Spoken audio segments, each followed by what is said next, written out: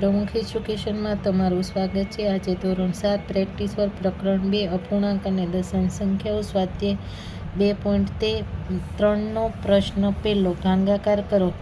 તો અહીંયા ભાગાકારમાં 2/3 ભાગ્યા 3 કર્યા, બરાબર। તો અહીંયા આપણે સૌ પ્રથમ તો પહેલાં શું કરવાનું, 2/3 ભાગાકારની નિશાની, બરાબર।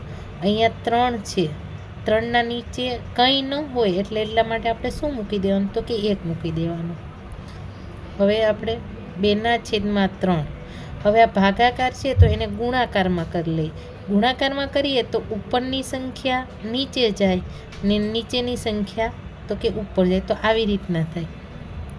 તો અહીંયા 2 × 1 તો કે 2 એકા 2 અને 3 × 3 કરીએ તો 3 તેરી 9, એટલે અહીંયા આપણે મળે 2/9।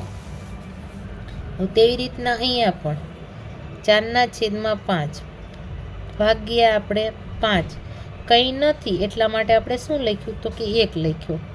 4/5 ગુણાકાર કર્યો એટલે ઉપરની સંખ્યા નીચે આવે અને નીચેની સંખ્યા આપણે ઉપર લઈ લઈએ, બરાબર। તો 4 × 1 5 × 5 તો કે 4 એકા 4 અને 5 × 5 તો કે 25, તો 4/5 આપણે મળ્યા 25। તેવી જ રીતના 3/8 ભાગાકાર કરીએ, બરાબર। 4/1 કંઈ ન હોય એટલે આપણે શું હોય, તો કે આપણી પાસે 1 તો હોય જ।